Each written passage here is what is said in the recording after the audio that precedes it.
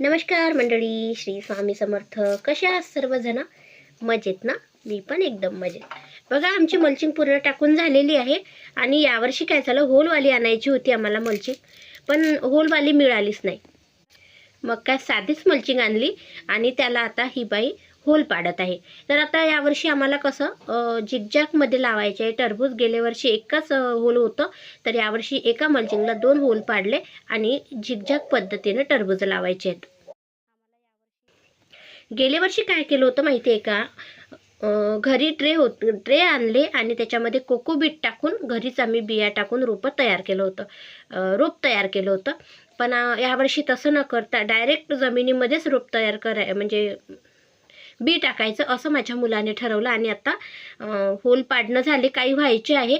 तर आज पूर्ण कंप्लीट जर झाली ही मल्चिंगला होल पाडणे, तर मग त्याच्यावर उद्या पूर्ण नळ्या वगैरे म्हणजे ड्रिप चालू करून जमीन चांगली ओलवून घ्यायची, म्हणजे बेड चांगले ओलवून घ्यायचे आणि त्याच्यानंतर मग त्याच्यामध्ये बिया टाकायच्या.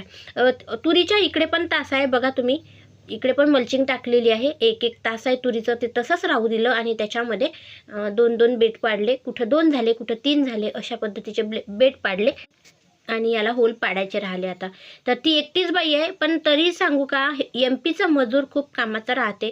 कामाचं म्हणजे कसं, त्यांना काही मराठी वगैरे येत नाही आणि ते जास्त गप्पा गोष्टी पण करत नाही. त्यांच्या मागं राहिलं काय आणि न राहिलं काय काही फरक पडत नाही. ते आपलं कामं बरोबर व्यवस्थित करतात.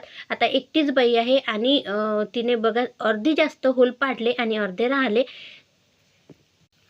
आणि त्या दादाला कंपाऊंड करायला लावलं, म्हणजे जाळी लावायला लावली. कारण डुकरांचा खूप त्रास आहे आम्हाला.